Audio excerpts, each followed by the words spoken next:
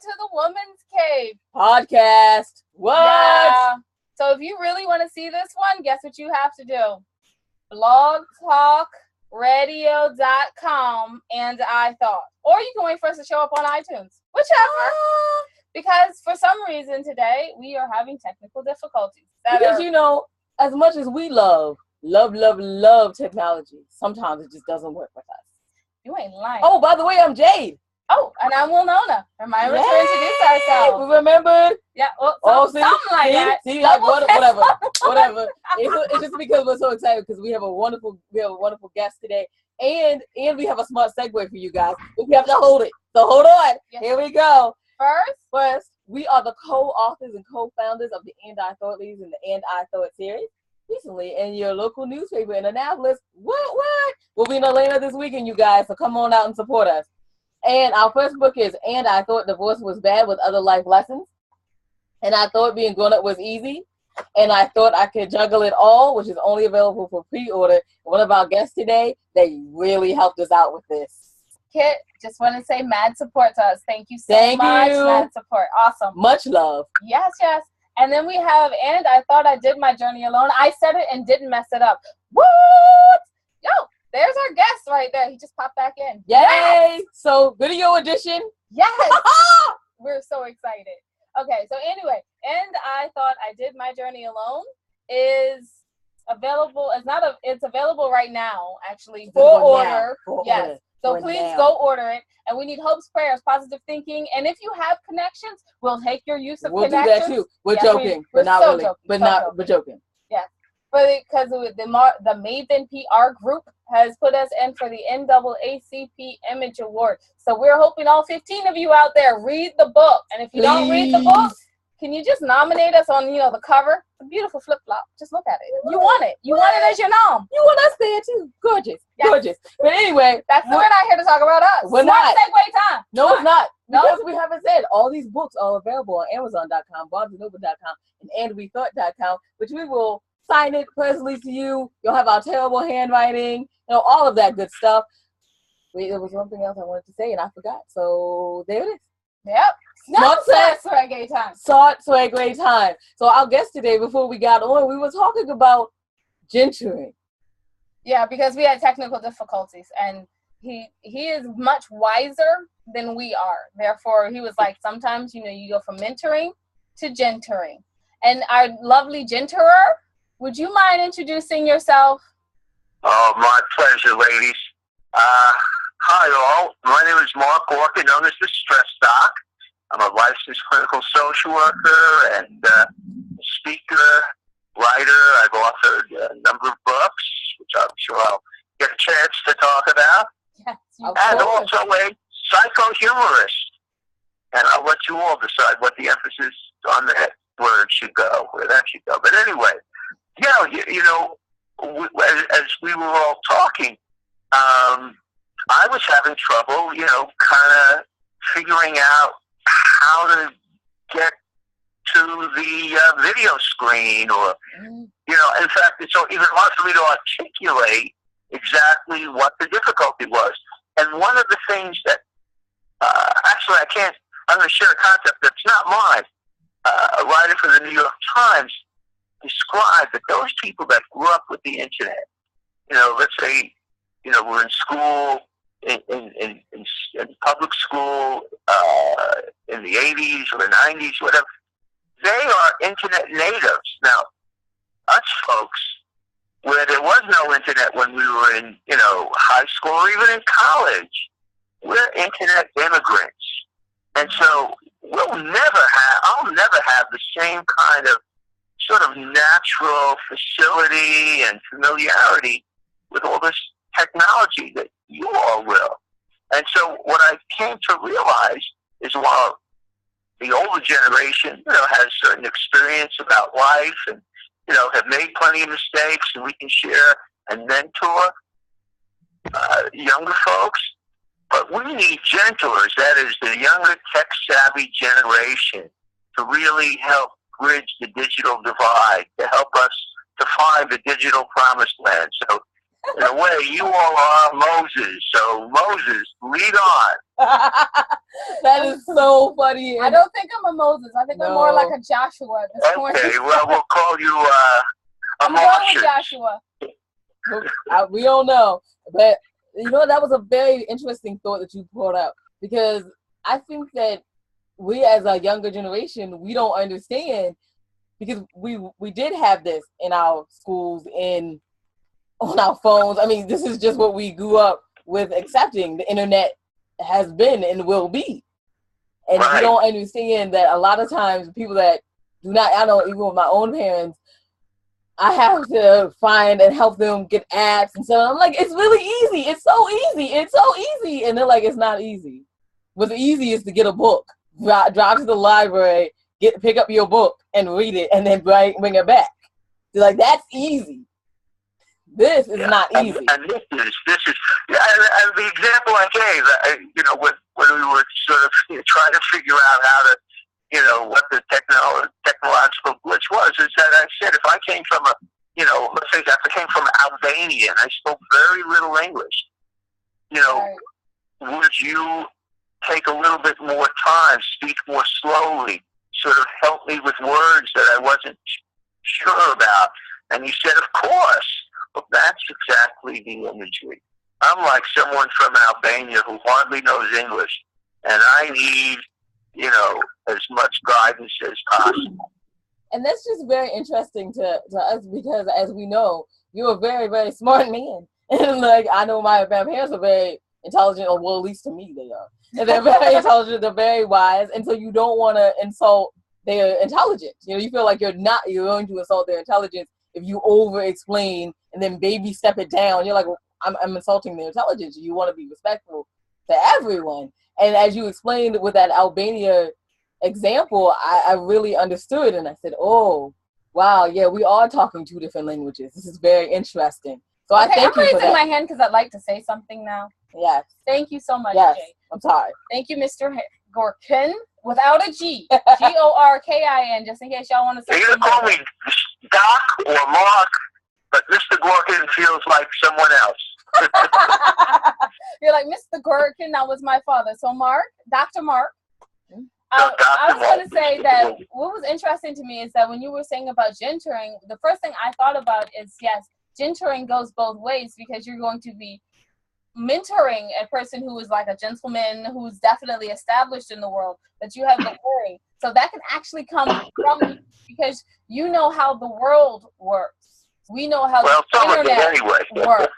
What did you say? I said, I know how some of the world works. I don't want to be too, only Donald Trump knows how all the world works. That's not true. Wow. I mean, that's not funny. That is true to people out there, that only Donald Trump knows how the world works. Yes, wow. Okay. So anyway, since I suppose I shouldn't be too political. Yeah, we try to stay off that political train. It upsets our viewers. Yeah, I was gonna say, since Mr. Trump is not available as my mentor, and only Dr. Mark you are right now, I'm going back to you as the illustration. But yes, you have so much knowledge, and as you said, when we started this, you're a clinical therapist, so therefore you know a lot more. I've been a psychotherapist. I'm a licensed clinical social worker, and so my real calling is I used to be a stress and violence prevention for the consultant for the U.S. Postal Service. So I'm definitely battle tested. Wow, that is so nice. Okay, so we got to get into that. Yeah, so you guys out there that are thinking about gentering Dr. Mark here, then he can help you. He can mentor you in how to de-stress, which is very important, because I think that a lot of people are very stressed out today. And what would be one of the top 5 things that you would tell people to help them de-stress?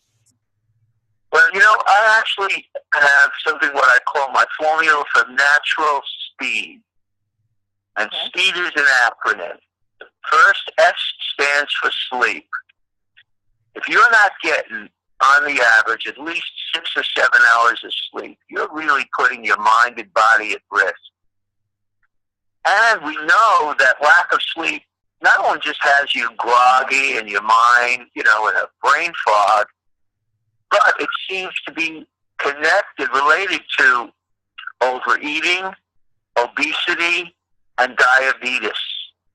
So this is a very serious issue, and it's almost an epidemic in the United States. You know, whether it's because people are working 2 jobs, or because they're playing video games at night, or whatever it is, this lack of sleep, and of course stress can contribute to that nervousness. So sleep, if you're really having problems, talk to a doctor about your inability to sleep restfully. The second is priorities. That is not just, you know, what are my goals and am I reaching them, but priorities for me is being able to set limits with people. And one of the most important questions I ask is, can you disappoint people when you have to? That is, can you say no to them? Can you say, you know what, I know this is important to you, but right now, I've got this going on. Perhaps if you call me back in 2 days, or I can't do exactly A, B, C, but maybe I can help you with D, E, F. True. You have to be able to set boundaries. Someone said burnout's less a sign of failure and more that you gave yourself away. So that's very important, knowing that you're not a bad person when you disappoint others and say no. First, you have to take care of your own self before you can really help others.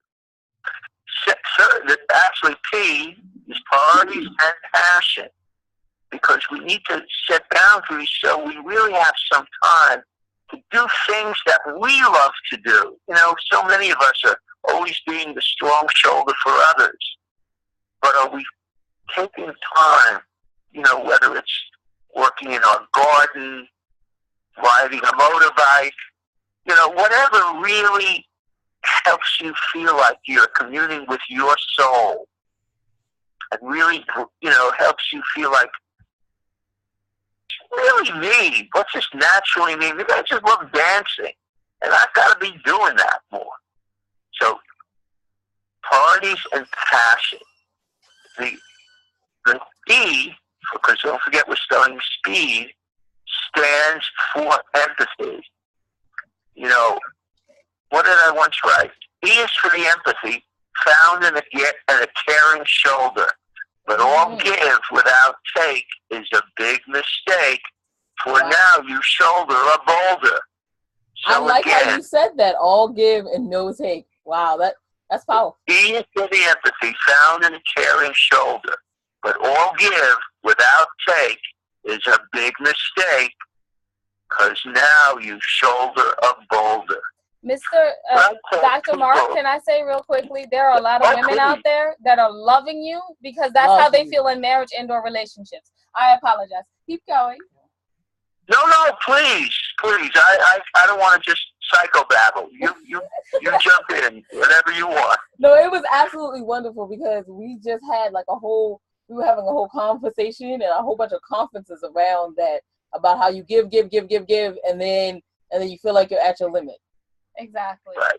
And then I wanted to say with the sleep thing, obviously, apparently I'm not getting enough sleep, and I hate to disappoint people, so I'm taking your priority, the P from this, I'm taking that to heart. We should have said all of this after you got to the D of speed. Yes, I'm sorry. So go on. No, okay. Well, anyway, so E is for empathy, and what I call it is, whether it's at school or in the workplace, find a stress buddy. Someone you can really let your hair down with. Of course, I don't have much hair to let down anymore, but you know what anyway, so you really find someone that you really can talk out your frustration with. You know, before I go into that supervisor's office and put my foot in their butt, maybe in mine now, I'm sorry. talk me down. And so that stress buddy, that empathy is vital. The other E stands for exercise. You know, we all hear about exercise, you know, that it not only does it, you know, work off some stress and releases the brain chemicals like endorphins and dopamine, you know, which are the kind of not just feel-good chemicals, but they really sort of help you slow down and calm down. Because when you're under stress, everything feels like it's right in your face. True. And you need to be able to sort of step back a little bit. But there's another thing that I think exercise does, is think about this. Exercise really is a beginning and an end point for a tangible sense of accomplishment and control. When I do my half-hour walk, I try to do it, at least every other day. Yes. Yeah, that's something, maybe everything else feels like it's up in the air and I'm not accomplishing anything or whatever. Right. But when I take that time to do my exercise walk, I set a goal, I'm beating it, I'm having that sense of accomplishment and control. I'm generating a success ritual in my life. And that's going to be one of the things that not only helps me feel less stressed, but helps me feel like I'm really taking care of myself. So exercise is vital. Right. And finally, the D, because we have sleep, priorities, passion, empathy, exercise. The D is diet. Oh, and this is where... I'm not like an E or D. Yeah. And unfortunately, this is where there is that generational divide between, the younger generation. Because you know what us older generation people have had? We've had medical problems that scared the shoot out of us. And so we know we've got to take a little bit, be more conscious of what we put in our body. We can't imagine. We no longer have the fantasy that we're immortal. Oh, that we don't have to worry. It'll take care of itself. I'm young. No. So what we've learned is that starting early to at least improve your eating habits is going to really result in longer-term health. So sometimes you only learn by your mistakes. So that's where sometimes wisdom comes in. In fact, remind me, I'll tell you a story before we close about the secret of wisdom. It's a great story. Wait. I'm impatient. This is well known, and I'm so seriously impatient. Yes. So, can I not wait for the story? Okay. So thank you. This is what I have to learn. The younger generation is more impatient, and you got to respect it's not just impatience. You all have a hunger to know, which is great. I think that sense of curiosity and a hunger for knowledge is a wonderful, wonderful trait. The only reason we're that hungry is because we're curious to know about your wisdom, so we don't have to make the same mistakes. I couldn't have said that better. Hey, you're a wordsmith, though. So, what was the story about wisdom? I'm sorry, I messed all my words all up. So here it is. The serenity prayer, grant me the serenity to accept the things I cannot change, yes. The courage to change the things I can, and the wisdom to know where to hide the bodies. The wisdom to know the difference. And the older I get, I'm always, intrigued by that distinction. And finally, I discovered the story of the secret of wisdom. Once there was a young woman who heard that an old wise woman had the secret of wisdom. And the young woman was determined to track her down. And sure enough, after traveling many months, the young woman found the old woman in a cave. And she went in and said, "Oh, wise woman, I hear you have the secret of wisdom. Would you share it with me?" The old woman looked at the youth and said, "Yes, you seem sincere. The secret of wisdom is good judgment." "Good judgment, of course," said the youth, and thanked her mentor and started to leave. But as she got to the entrance to the cave, she paused, went back, and said, "Oh, I feel funny, old wise woman, but I have to ask, how do you obtain good judgment?" "That's a good question," said the old woman. "One obtains good judgment through experience." "Experience, of course," said the youth, and thanked her mentor and started to leave. But once again, she stopped in her tracks, shrugged her shoulders, grimaced, went back, said, "Oh, woman, I feel foolish, but I have to ask, how does one obtain experience?" "Now you have reached the right question," said the old woman. "How does one obtain experience? Through bad judgment." So, as I like to encourage people, make plenty of mistakes, and you will get wise. Oh, I don't like the secret of wisdom. I like success, not mistakes. But hey, if that's the You know only what? way, My I'm on my motto way. still applies. Learn to fail or fail to learn. Ah, So it does kind of go without in saying, but we're not going to say yet because we're not ending. definitely. Now, I have thoroughly appreciated the secret to wisdom and the stress steps. Yes. I'm so like going to go ahead and use those, and I was over here taking notes. That's why we had to blink off a moment from video. I was like, hold on, I need a notebook, and I was like, I can't let people see me go get my notebook. But anyway, I took notes. But the other thing was that You know what we can also do? I've written an article and a poem about natural speed, so I can send that to you, and you can send it on to your listeners if they want. That would be great. So as soon as he sends it over, you guys, we will put those links below, Definitely. or at least maybe post his poem. You guys can read it and like it. Definitely, or retweet it, please. Let's let this travel. Let's do it. That would be great. Because we all need to know how to deal with stress. But I know that you were famous for one of your raps. So I'm hoping before the end of the show. That before the end. Of course, they can't see me, so I have to describe what I usually do. I'm usually, telling people my audiences that I have a secret identity, which I'm sure you wish, I had kept secret. Yeah, but it's too late. And the hat's out of the bag. I put on a Blues Brothers hat, black sunglasses, take out a black tambourine, and tell people I'm pioneering the field of psychologically humorous rap music. And as a therapist, calling it, of course, Shrink Rap Productions. Audiences usually start groaning just at that point, and I say, that's okay, go ahead, we'll see who has the last groan. And then I tell people, well, actually, I'm performing the Charlie Chaplin maneuver, though I think it's over. You really might need the Heimlich maneuver. But Charlie Chaplin said, a paradoxical thing about making comedy is that it's precisely the tragic which arouses the funny.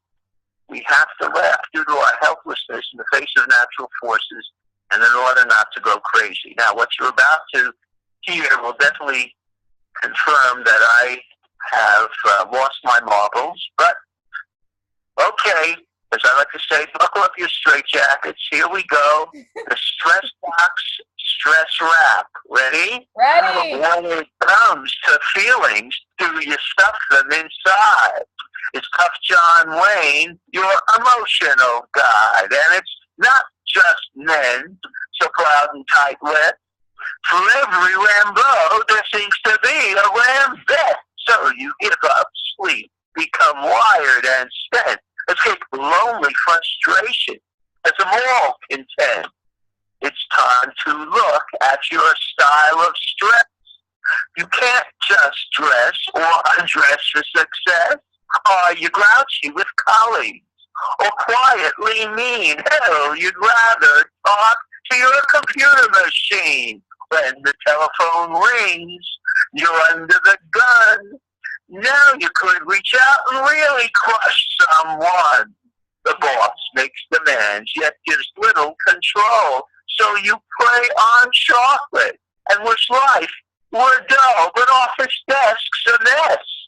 Often skipping meals inside your car looks like a pocketbook on wheels. Those deadlines, all that aggravation. You only have time for procrastination. Now I made you feel guilty. You want to confess. Better you should practice the art of safe stress. Wow. Okay. I thoroughly enjoyed the performance. Yes. And you did make me feel guilty, so now I want to go buy a deep fried Twinkie. Thank you so much. We'll know that you're By the way, practice safe stress. Yes, I love that. Laughing in the Face of Stress, Burnout, and Depression was my first book. Then that was followed by The Four Faces of Anger, transforming hostility and rage into assertion and passion. And my two latest ebooks on Kindle are Preserving Human Touch in a High-Tech World, and then the way we we talked about the importance of mentoring and gendering as one way of really building a human touch bridge in our current digital world. And the other is really based on a breakup that I had 2 years ago, and not only just the loss of my ex, but unfortunately the relationship ended with this three-year-old little granddaughter of hers that I was totally in love with. Oh. And it's called, believe me, my heart broke for a long time.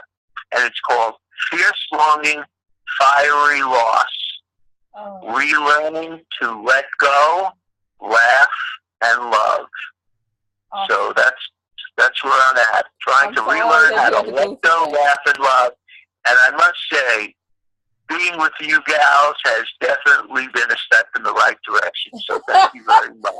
I'm sorry that we missed the bongos and the sunglasses. Yes, and like technical difficulties, you guys. I'm sorry. Well, we'll do this again. The next time we're going to bring the studio to you, yes, so we know there is no errors whatsoever. You got it, kid. All right. Kiddos. Tell us where you can find it. Tell us where we can find you on. Do you have a web page? Well, I have a website, stressdoc.com, stressdoc.com. My email address is stressdoc@aol.com. You see, I'm a dinosaur. Actually, I tell you, I'm not a dinosaur. I'm an early stage mammal. So, you're in the process of evolution. There you go. Yeah, that's what you say, right? Yeah. But, so, shoot me an email. Check out my website. Go to Amazon. Check out, Preserving Human Touch in a High-Tech World. Fierce Longing, Fiery Loss, and I know we're gonna cross paths again. So always, your listening audience and I will have a chance to see face to face this time. Yes, share together once more. Absolutely. We love you as a guest. We love your stress rap. Trust me, we're gonna totally replay this for ourselves. So we can write down some more notes. You've been a wonderful guest. And here we go, you guys. We're going to wrap it up. It's plug time. Okay, so we are the co-authors of the co-founders. You saw the book already splash up, you guys, right? So we're co-authors and co-founders of the And I Thought Ladies in the And I Thought series, along with 11 wonderful, beautiful ladies that have so much to say. And a few men. Yeah, we have a few men to say that. Okay, so And I Thought Divorce Was Bad with Other Life Lessons. And I Thought Being Grown Up Was Easy. And I Thought I Could Juggle It All. And I get to do this one again. And I Thought I Did My Journey Alone. Go ahead. And I just wanted to say, because I forgot at the beginning of the show, just remember that, yes, people will call these books anthologies. We call them guides to life. Why? Because we wrote them. So we can. I almost got that line. I almost just stole it. But she gave me Woman's Cave, so I can't even be mad. There it is. There you go. And you can find these books on Amazon.com, BarnesandNoble.com, and WeThought.com. Also, I just wanted to say, before we leave, Kit, thank you so much for being here. Thank you for joining us. She's a co-author, and I Thought I Could Juggle It All. So that's awesome. If you wanted to pop on the camera, you could. But if you don't worry about it. I understand it's early. It's early in the morning here. So you guys, we're going to wrap this up by saying our famous tagline. What is it again? Wisdom is all around you, and apparently has something to do with bad judgment. But wisdom is all around you. If you're open to finding it and accepting it. Thank you guys so much for coming in. This is Peace and Love from Winona and Jade. Bye-bye, you guys.